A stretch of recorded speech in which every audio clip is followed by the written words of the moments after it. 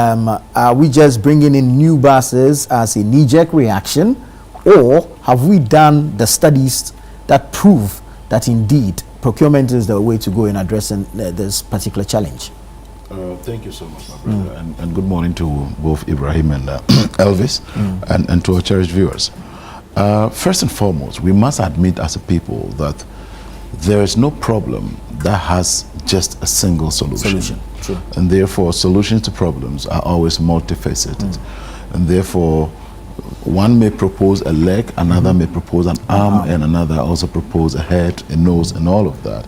The ultimate aim is to make sure we solve the problem. I mean, if you take, for instance, the records show that in 2020, October 2020, for instance, over 313 buses were sold because they were marked to be unserviceable by the government at the time, and they were sold for as low as 2,500 cedis. The only concern or question, however, is that are those buses that were set to be unserviceable going to be scrapped, or they were going to find itself back on our roads?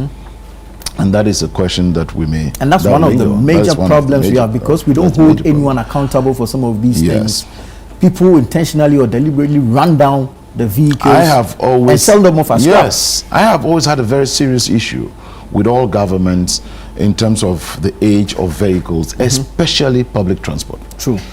I mean, come to think of it, to become a medical doctor, to train as a medical doctor to work on the human body, you need to go through medical school for, is it 5 years or 7 years? I think it's more. Okay.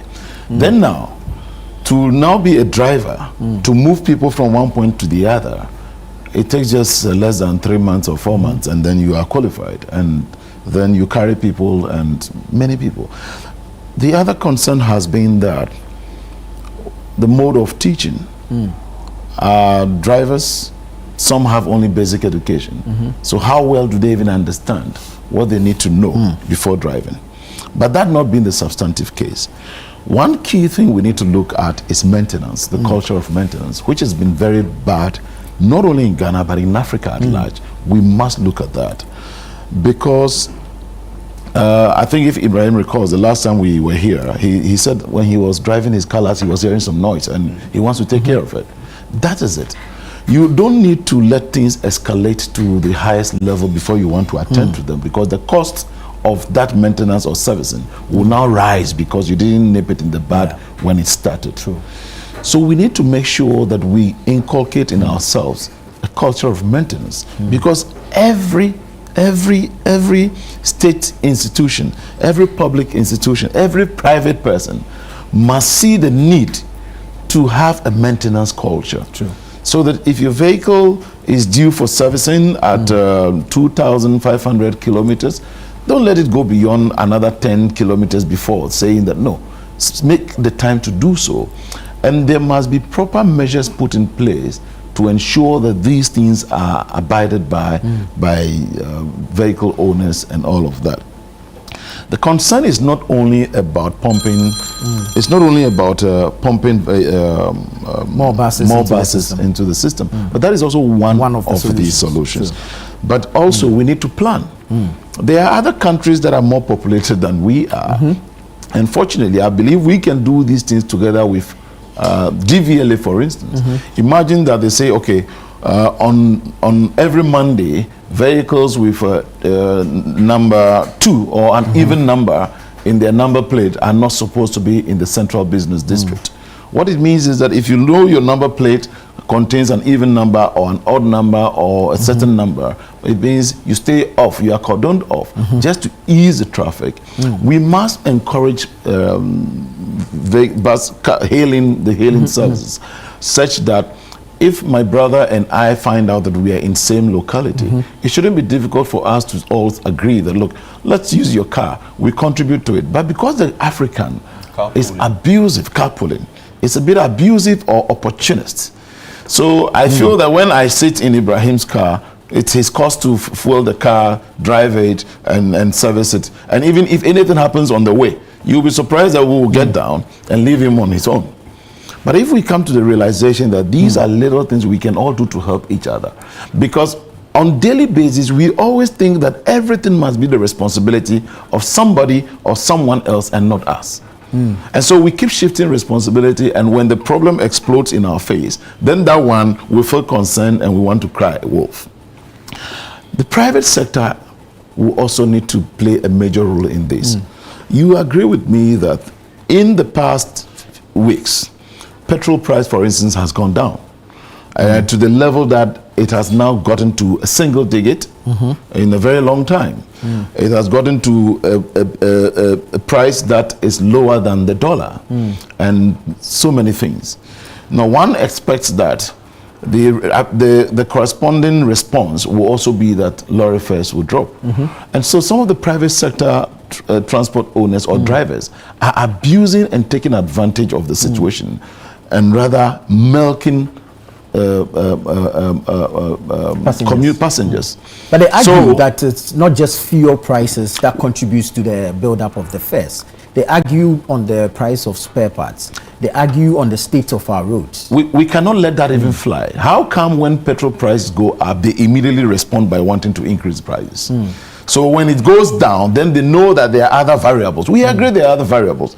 If that be the case, then whenever prices go up too, that alone should not be reason. Because when prices go up, they will come the same day telling you that prices that has gone up will indicate that Aboso kind spare parts dealers will increase prices, this and that. That is true. And so it is also why there must be a certain proper price regulation. If you go to the Francophone countries, they do it very perfectly. Whether you are in the north, in the center of the country, or at the south, how much they sell a bottle of water is the same across. Even a bowl of beans or whatever is standardized. So you can be selling it different at the southward and differently at the north side also. So we need to look at all of this, is because, for instance, somebody who is moving from, a driver may be moving from Kaneshi to Dodowa, or to Eburi or wherever. It will deliberately stop at Kaneshi. Meanwhile, it told you it is going to, let's say, Dodowa. It gets to even 37. Then it says it can't continue again. They have to give you off to another person. Or it will not load.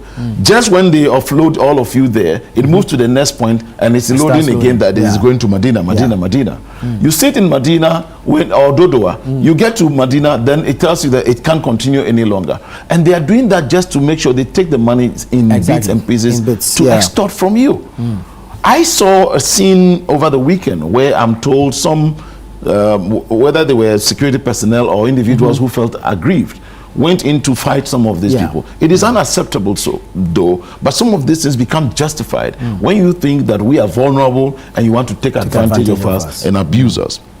Then also, there's a need for us to look at alternative transport systems, because we cannot continually be relying on only the main road transport. And it also again challenges us, and I believe government will be looking at that, to look into introducing more of effective and efficient transport systems, such as the electric vehicles, in order to make sure that consumption is reduced or is very efficient. The environment is considered, climate action, sustainable development or sustainable living is also improved, amongst other things. So when we do this, that is why the Ghanaian was concerned when we heard of the Sky Train. Brilliant idea, but it ended up that it was just another avenue for corruption. And you see, all these becomes engulfed in corruption, and that becomes an albatross on the neck of not only the corrupt, but the very vulnerable people who are supposed to be benefiting from this. Give you a classical example. You recall before President John Dramani Mahama left office the last time in 2016, he procured these Onuador vans for medical outreach. Another government came and there was no problem. It was not as if there was a fault with the mechanism of the vehicles, of the buses, but they were left to rot at Kolebu. They were left to rot. In the end, we may be selling it to somebody for 1,000 cedis. You recall in October of 2016 also, when he commissioned the Kojokrom rail system, coaches were procured and President Mahama commissioned that. They were never used for 8 solid years. Meanwhile, you have gone ahead to divert a real program through to Mpakadan and procured the DMTs. And if I tell you the details of that, that was even done through some private person. When it was shipped, nothing demonstrated it was in the name of government. If I forgot, I would have brought that document. I've been waiting for the right time to raise this concern for John Peter Amewu to answer for it. Because it came through a private person, waivers were still given to that. So many other concerns that need to be raised. But the bottom line is, today I am happy that moving through, I must commend also the Vice President who took it upon herself to immediately visit the Transport Ministry, visit some stations or terminals to ascertain for herself what is happening, so that she can again further brief the President, His Excellency John Dramani Mahama, on the way forward. Because we need to nip this in the bud. There should be free movement and well-coordinated plan. And when we are able to do this, it doesn't come easy anyways. And it also means that there should be interministerial collaboration, because the Ministry of Roads will have to work with Ministry of Transport, Ministry of Works and Housing will also have to work there, and the other local government also, so that when you are even putting housing facilities at certain point, you know how the people move during the work hours. So where should we have housing facilities? Where should we have terminals or bus stops and all of that? And I believe that thankfully we have a good visionary leader in John Dramani Mahama, who, whenever confronted with a challenge, and challenges himself further to say, look, I am determined to solve this problem. And so long as he has now, this has popped up as one other challenge, he will make sure that this is resolved properly. But we need to also send word to the private road transport, private transport owners, that if they cannot be disciplined enough, if they cannot be sensitive enough, then if care is not taken, government may be compelled to come in forcefully and strongly, and that may be kicking them out of business. So they should look at the vulnerabilities, the business aspect, and themselves, their interests as well. Thank you. Very welcome. Thank you.